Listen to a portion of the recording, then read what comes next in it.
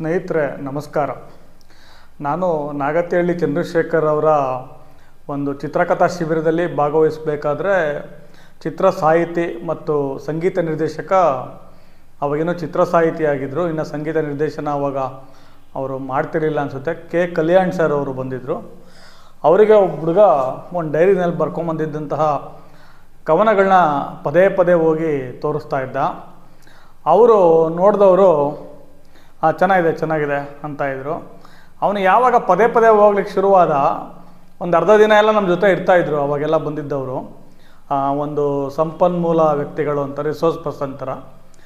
ಅವಾಗ ಒಂದು ಮಾತಿಲ್ಲವರು K Kalyan sir, ಎಷ್ಟು ತೋರಿಸ್ತೀಯಪ್ಪ, ಅನ್ನ ಬೆಂದಿದೆಯೋ ಇಲ್ವೋ ಅಂತ ನೋಡೋದಕ್ಕೆ ಒಂದು ಅಗ್ಳನ್ನು ನೋಡಿದ್ರೆ ಸಾಕು, ಇಡೀ ಕುಕ್ಕರಲ್ಲಿರೋ ಎಲ್ಲ ಅಗ್ಳನ್ನು ನೋಡೋ ಅವಶ್ಯಕತೆ ಇಲ್ಲ ಅಂತ. ಬಹಳ ಅರ್ಥಪೂರ್ಣವಾದ ಮಾತು. ನನಗೆ ಸುಮಾರು 2008ನೇ ಇಸ್ವಿ ಅದು. ಇವತ್ತಿಗೂ ನಾನು ನೆನ್ಪಿಟ್ಕೊಂಡಿದ್ದೀನಿ. ಅದೆಷ್ಟು ನಿಜ ಅಲ್ವಾ ಕೆ ಕಲ್ಯಾಣ್ ಸರ್ ಅವರು ಹೇಳಿದ್ದು. ಸೊ ಈ ವಿಚಾರ ನಾನು ಯಾಕೆ ಹೇಳ್ತಾ ಇದ್ದೀನಿ ಅಂತಂದರೆ, ನಮಗೆ ನಾವೆಲ್ಲಾದರೂ ಹೋದಾಗ ನನಗಿನ್ನ ಚಿಕ್ಕವರು ಅಥವಾ ಬೇರೆಯವರು ಮೊದಲಿಂದನೇ ಈ ಪದ್ಧತಿ ಬೆಳ್ಕೊಂಬಂದಿದೆ. ಅವ್ರ ಪುಸ್ತಕಗಳನ್ನ ಕೊಡ್ತಾರೆ, ನನಗಿನ್ನ ಸೀನಿಯರ್ ಇವರು ಓದಿ ಹೇಳಿ ಅಂದ್ಬಿಟ್ಟು. ಬಟ್ ಇವತ್ತು 100ಕ್ಕೆ 99 ಭಾಗದ ಜನ ಆ ಪುಸ್ತಕದ ಬಗ್ಗೆ ಬಹುಶಃ ಏನೂ ಹೇಳೋಕ್ಕೆ ಹೋಗಲ್ಲ, ತಗೊಳ್ತಾರೆ, ಇವನಿಗೇನು ಮಾಡೋ ಕೆಲಸ ಇಲ್ಲ, ಮಾಡಿದ್ದಾನೆ ಅಂತ ಎಲ್ಲೋ ಒಂದು ಕಡೆ ಹಾಕ್ಬಿಡ್ತಾರೆ. ಆದರೆ ನಾನು ನನ್ನ ಸ್ನೇಹಿತರು ಯಾರೇ ಪುಸ್ತಕ ಕೊಟ್ಟರು ಒಮ್ಮೆ ಅದನ್ನು ಪೂರ್ತಿ ಓದಲಿಕ್ಕಾಗ್ದಲ್ಲಿದ್ರು ಒಮ್ಮೆ ಕಣ್ಣಾಡಿಸಿ ನೋಡ್ತೀನಿ ಏನು ಮಾಡಿದ್ದಾರೆ ಇವರು ಈ ಪುಸ್ತಕದಲ್ಲಿ. ಯಾಕಂದರೆ ಒಬ್ಬ ಸೃಜನಶೀಲ ವ್ಯಕ್ತಿಗೆ ತನ್ನದೇ ಆದ ಕೆಲಸ ಇರುತ್ತೆ. ಬಟ್ ನಾನು ನೋಡ್ತೀನಿ. ನಾನು ಹಂಗೆ ನೋಡಿದ್ದು ಇತ್ತೀಚೆಗೆ ಗುಬ್ಬಿ ತಾಲೂಕು ಸಾಹಿತ್ಯ ಸಮ್ಮೇಳನಕ್ಕೆ ಹೋದಾಗ ಅರುಣ್ ಕುಮಾರ್ ಅಂತ ಇವರು ಕಲ್ಲೂರವರೇ, ನಮ್ಮ ಗುಬ್ಬಿ ತಾಲೂಕವರೇ. ಇವರು ಬಂದ್ಬಿಟ್ಟು ಮಾತಾಡಿಸಿ, ಅರುಣ್ ಕುಮಾರು ಸರ್ ನನ್ನೊಂದು ಕವನ ಸಂಕಲನ ಬಿಡುಗಡೆ ಆಯಿತು. ನಾನು ಅದೇ ಸಮಯದಲ್ಲಿ ಆ ವೇದಿಕೆ ಮೇಲೆ ಇದ್ದೆ. ಸೊ ಆವಾಗ ನಾನೇನು ಪುಸ್ತಕ ಬಿಡುಗಡೆ ಮಾಡಿದ್ದೆ, ಅದು ನನ್ನ ಕೈಯಲ್ಲಿದ್ದನ್ನು ನಾನು ಬ್ಯಾಗಲ್ಲಿ ಇಟ್ಕೊಂಡ್ಬಂದಿದ್ದೆ. ಸೊ ಆನಂತರ ಬಂದು ಇನ್ನೊಂದು ಅರುಣ್ ಕುಮಾರ್ ತೊಗೊಳ್ಳಿ ಸರ್ ಅನ್ನೊಂದು ಅಂತ ಒಂದು ಗೌರವ ಪ್ರತಿ ಕೊಟ್ಟು, ಬೇಡ ನನ್ನ ಹತ್ರ ಇದೆ ನಾನು ಓದ್ತೀನಿ ಅಂತ ಹೇಳಿ ಅರುಣ್ ಕುಮಾರ್ಗೆ ಹೇಳಿದೆ. ಅರುಣ್ ಕುಮಾರ್ ನೀವೇನು ಮಾಡ್ತೀರಾ ಅಂದರೆ, ಅವರು ರೈತ ಸರ್ ನಾನು ಅಂತಂದರು. ಸೊ ನನಗೆ ಭಾಳ ಆಶ್ಚರ್ಯ ಆಯಿತು.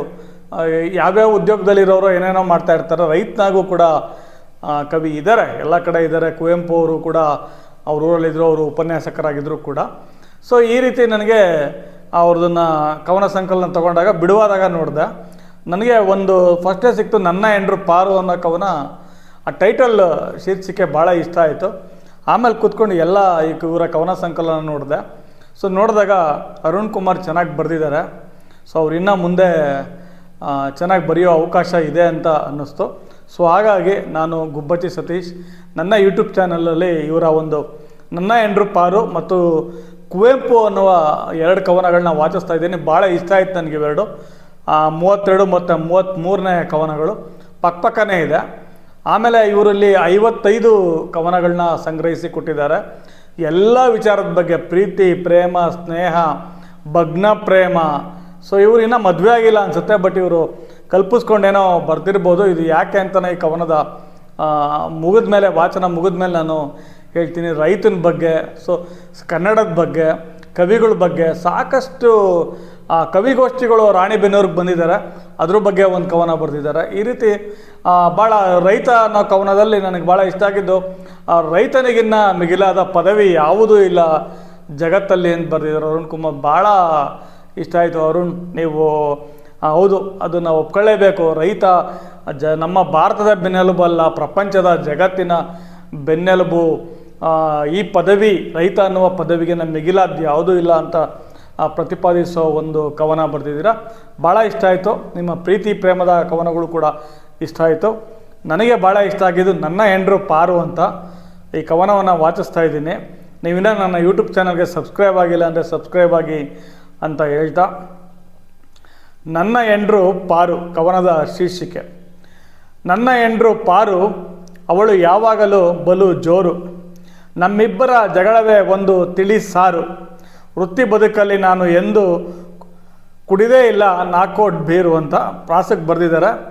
ನಮ್ಮ ಊರು ಕಲ್ಲೂರು, ಅವಳ ಊರು ತಿಪಟೂರು, ನಮಗಿಲ್ಲ ಯಾವುದೇ ತಕರಾರು, ನಮ್ಮ ಮನೆಯಲ್ಲಿ ನನ್ನ ಹೆಂಡ್ರದೇ ಕಾರುಬಾರು, ಹುಟ್ಟು ಊರಲ್ಲಿ ಇರಬೇಕು ಒಂದು ಸೂರು, ಉತ್ತರ ಕರ್ನಾಟಕಕ್ಕೆ ಫೇಮಸ್ ರಾಣಿಬೆನ್ನೂರು, ಗಡಿನಾಡು ಗಂಡುಗಲಿ ಗೌರಿ ಬಿದನೂರು, ಎತ್ತ ಎತ್ತ ಸುತ್ತಿದರು ನಮಗೆ ಲೇಸು ನಮ್ಮ ಹುಟ್ಟೂರು. ಓ ನನ್ನನ್ನೆಲ್ಲ ದೇಶಕ್ಕೆ ಗೊತ್ತು ಮಂಡ್ಯದ ಬೆಲ್ಲ. ನನ್ನ ಎಂಡ್ರು ಪ್ರೀತಿ ಜೇನಿನ ರಸಗುಲ್ಲ. ಅವರ ಊರಲ್ಲಿ ನೋಡಿದೆ ಸಿನಿಮಾನೇ ರವಿಚಂದ್ರನ್ ಮಲ್ಲ. ನಮ್ಮ ಊರಲ್ಲಿ ನೋಡಿದ ಸಿನಿಮಾನೇ ಕಿಚ್ಚ ಸುದೀಪ್ ನಲ್ಲ. ನನ್ನ ಎಂಡ್ರು ಮೆಚ್ಚಿರೋ ಇಳಕಲ್. ನಾವು ಮದುವೆ ಆಗಿರೋ ಊರು ಜೇನುಕಲ್. ನಮ್ಮೆಲ್ಲರ ಆರಾಧ್ಯ ದೈವ ದಾಬಸ್ಪೇಟೆ ಸಿದ್ದಪ್ಪಾಜಿ ನಿಜಗಲ್. ಜಗತ್ ಪ್ರಸಿದ್ಧಿಯಾಗಲಿ ಹೆಗ್ಗುಂದದ ಈ ವನಕಲ್. ಮತ್ತೊಮ್ಮೆ ಮಗದೊಮ್ಮೆ ಹೇಳುತ್ತಿರುವೆ ಜಗತ್ ಪ್ರಸಿದ್ಧಿಯಾಗಲಿ ವನಕಲ್ಲು ವನಕಲ್ಲು ವನಕಲ್ಲು ಅಂತ ಬರೆದಿದ್ದಾರೆ. ಬಹುಶಃ ಇವರ ಒಂದು ಮಾತುಗಳಲ್ಲಿ, ಕವಿಯ ಮಾತುಗಳಲ್ಲಿ ನನಗೆ ಏನು ಗಮನಿಸ್ದಂಗೆ ಅವ್ರ ಕುಟುಂಬದ ಬಗ್ಗೆ ಎಲ್ಲ ಬರೆದಿದ್ದಾರೆ. ಅವರ ಹೆಂಡತಿ ಬಗ್ಗೆ ಬರೆದಿಲ್ಲ. ನಾನು ಅವ್ರನ್ನ ಕೇಳಕ್ಕೆ ಹೋಗಲಿಲ್ಲ. ಬಹುಶಃ ಅವ್ರಿನ್ನ ಮದುವೆ ಆಗಿಲ್ಲ ಅನಿಸುತ್ತೆ. ಸೊ ಇದು ಕಲ್ಪಿತವಾಗಿದ್ದರೂ ಭಾಳ ಚೆನ್ನಾಗಿದೆ. ನನ್ನ ಎಂಡ್ರು ಪಾರು. ಆಮೇಲೆ ಕುವೆಂಪು ಅವ್ರ ಬಗ್ಗೆ ಒಂದು ಕವನ ಬರೆದಿದ್ದಾರಲ್ಲ, ಭಾಳ ಇಷ್ಟ ಆಯ್ತು ರೀ ನನಗೆ. ರೈತನ ಒಂದು ಕವಿತೆ ಥರನೇ. ಕುವೆಂಪು ಅಂದರೆ ಸೊ ಇದು ಒಂದು ಶೀರ್ಷಿಕೆ ಕುವೆಂಪುನೇ. ಕುವೆಂಪು ಅಂದರೆ ಸಾಹಿತ್ಯದ ಒಲುಮೆಯ ಬದುಕಿನಲ್ಲಿ ನಮ್ಮೆಲ್ಲರ ಪೂಜ್ಯರಂತೆ. ಕುವೆಂಪು ಎಂದರೆ ಮಲೆನಾಡ ಮಲ್ಲಿಗೆಯ ಮಾಣಿಕ್ಯನಂತೆ.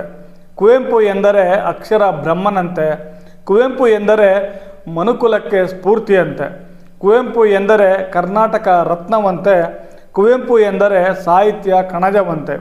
ಕುವೆಂಪು ಎಂದರೆ ಮಹಾಚೇತನನಂತೆ. ಕುವೆಂಪು ಎಂದರೆ ಗಂಧದ ಗುಡಿಯ ಗಾರುಡಿಗನಂತೆ.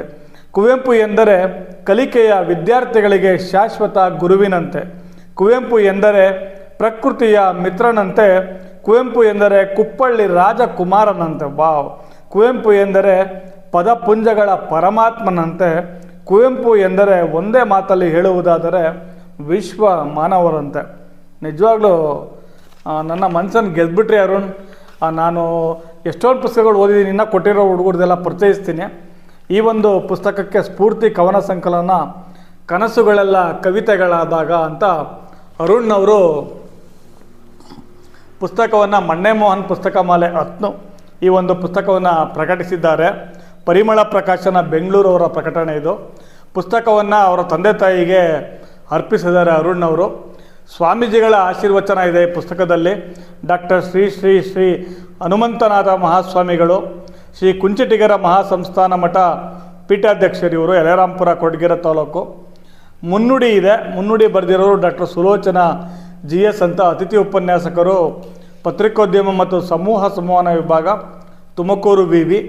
ಶುಭ ಸಂದೇಶ ಮಣ್ಣೆ ಮೋಹನ್ ಸರ್ ಬರೆದಿದ್ದಾರೆ. ಲೇಖಕ, ಚಿಂತಕ, ಅಂಕಣಕಾರರು ಮತ್ತು ಅಧ್ಯಕ್ಷರು ಅವರು. ಜ್ಞಾನಗಂಗಾ ಸಾಹಿತ್ಯ ಮತ್ತು ಸಾಂಸ್ಕೃತಿಕ ರಂಗ. ಆಚೆಯ ನುಡಿ ಬರೆದಿದ್ದಾರೆ ಮಂಗಳಮ್ಮ, ಪಟ್ಟಣ ಪಂಚಾಯಿತಿಯ ಮಾಜಿ ಅಧ್ಯಕ್ಷರು, ಗುಬ್ಬಿ ಪಟ್ಟಣ ಪಂಚಾಯಿತಿ. ಆಶಯ ನುಡಿ ಬರ್ಕೊಟ್ಟಿದ್ದಾರೆ ಸುಮಲತಾ HN. ಇವರು ಸಾಹಿತಿಗಳು ಹೌದು ಮತ್ತು ಸಂಚಾಲಕರು, ಜ್ಞಾನಗಂಗಾ ಸಾಹಿತ್ಯ ಮತ್ತು ಸಾಂಸ್ಕೃತಿಕ ರಂಗ. ಹೊನ್ನುಡಿ ಬಂದ್ಬಿಟ್ಟು ಕಿರಣ್ ಕುಮಾರ ಕಲ್ಲೂರು, ಇವರು ಕಿರುಚಿತ್ರಗಳ ನಿರ್ಮಾಪಕ ಅಂತ ಇದೆ. ಸೊ ಇವರು ಹೊನ್ನುಡಿ ಬರ್ಕೊಟ್ಟಿದ್ದಾರೆ. ಆಮೇಲೆ ಅರುಣ್ ಕುಮಾರ್ ಅವರು ಲೇಖಕರ ನುಡಿ ಬರೆದಿದ್ದಾರೆ. ಭಾಳ ಇಷ್ಟ ಆಯಿತು. ಒಟ್ಟು 55 ಕವನಗಳನ್ನ ಅರುಣ್ ಶಿಕ್ಷಣದ ಬಗ್ಗೆ, ಆರೋಗ್ಯದ ಬಗ್ಗೆ ಎಲ್ಲ ಇದೆ, ಭಾಳ ಚೆನ್ನಾಗಿ ಕೊಟ್ಟಿದ್ದಾರೆ. ಪುಸ್ತಕಕ್ಕೆ ಬಹುಮುಖ್ಯವಾಗಿ ಬೆನ್ನುಡಿ ಬರೆದು ಒಂದು ಶುಭ ಹಾರೈಸಿರೋರು ಯತೀಶ್ HC ಸರ್ರು, ಕನ್ನಡ ಸಾಹಿತ್ಯ ಪರಿಷತ್ ಗುಬ್ಬಿಯ ಅಧ್ಯಕ್ಷರು. ಅವರು ಕೂಡ ತಮ್ಮ ಒಂದು ತಾಲೂಕಿನ ಒಂದು ಪ್ರತಿಭೆಯನ್ನು ಬೆಂತಟ್ಟಿದ್ದಾರೆ. ಸೊ ಅವ್ರಿಗೂ ಕೂಡ ಧನ್ಯವಾದಗಳನ್ನ ಹೇಳಲಿಕ್ಕೆ ಇಷ್ಟಪಡ್ತೀನಿ. ಯುವಕರು ನೀವೆಲ್ಲ ಓದಬೇಕು. ಇದು ಅರುಣ್ ಕುಮಾರ್ ಅವ್ರನ್ನ ನೀವು ಬೇಕಂದರೆ ಸಂಪರ್ಕಿಸಿ ಈ ಕವನ ಸಂಕಲನ ಪಡ್ಕೋಬೋದು. ಅಥವಾ ನನ್ನ ಮೊಬೈಲ್ ನಂಬರ್ 9986692342ಗೆ ನೀವು ನಿಮ್ಮ ಮನವಿ ಹೇಳಿದ್ರೆ ನಾನು ಅರುಣ್ ಕುಮಾರ್ಗೆ ಹೇಳ್ತೀನಿ ಈ ಪುಸ್ತಕ ಕೊಡಿ ಅಂತ. ಇದು ನನ್ನ ಹತ್ರ ಒಂದೇ ಪ್ರತಿ ಇರೋದು. ಸೊ ನಾನಿಲ್ಲಿ ಏನು ಹೇಳೋದಕ್ಕೆ, ಅರುಣ್ ಕುಮಾರ್ ಅಥವಾ ಉದಯೋನ್ಮುಖರು ಅಥವಾ ಯಾರೇ ಆಗಿರಲಿ, ನಾನು ಧಾರವಾಡಕ್ಕೆ ಹೋದಾಗಿರ್ಬೇಕು, HS ವೆಂಕಟೇಶ್ ಮೂರ್ತಿ ಅವರು ಈಗಿಲ್ಲ, ಅವರೊಂದು ಮಾತು ಹೇಳ್ತಾಯಿದ್ರು, ಕವನ ಸಂಕಲನ ಯಾರು ಕೊಂಡು ಹೋಗ್ತಾರೆ ಅಂದರೆ ಅದನ್ನು ಯಾರು ಕೊಂಡು ಹೋದೋ ಅವಶ್ಯಕತೆ ಇಲ್ಲ. ನಾನು ಕವಿ ಇರ್ತೀನಿ, ಇನ್ನೊಬ್ಬರು ಕವಿ ಇರ್ತಾರೆ, ನಿಮ್ಮಿಬ್ಬರಿಗೆ ಪರಸ್ಪರ ಪರಿಚಯ ಇರುತ್ತಾ.